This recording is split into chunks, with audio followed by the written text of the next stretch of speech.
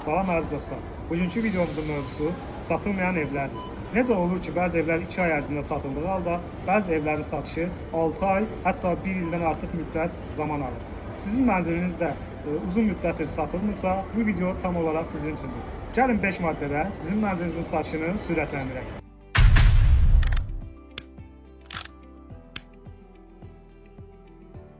1. Fotolar və videolar.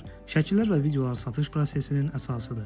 Şəkillər mütləq işıqlı vaxtda küncdən küncə və geniş bucaq altında peşəkarlar tərəfindən çəkilməlidir. Satılan mənzilin videosu olmalıdır və real alıcıya video göndərilməlidir.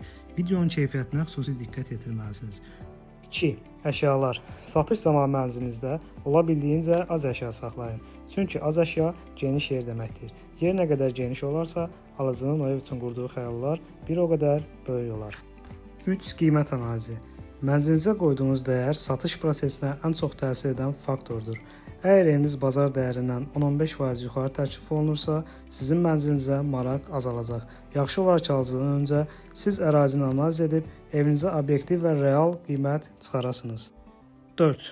Dolğun məlumat. Satışdan öncə yerləşmə yeri, mərtəbəsi, otaq sayı, kvadratı, qiyməti, üstünlükləri barədə dolğun məlumat hazırlayın. 5. Əmlakçı seçimi. Mülkiyyət sahibləri bəzən evin tez satılması üçün bir çox əmlak agentlərinə müraciət edir. Bu isə əksinə satış prosesini ləngidir. Yaxşı olar ki, 2, maksimum 3 əmlak agenti ilə işləyəsiniz. Ümid edirəm ki, bu maddələrə diqqət yetirsəniz, mənzilinizi daha tez sata bilərsiniz. Növbəti videolarda görüşənədək sağ olun.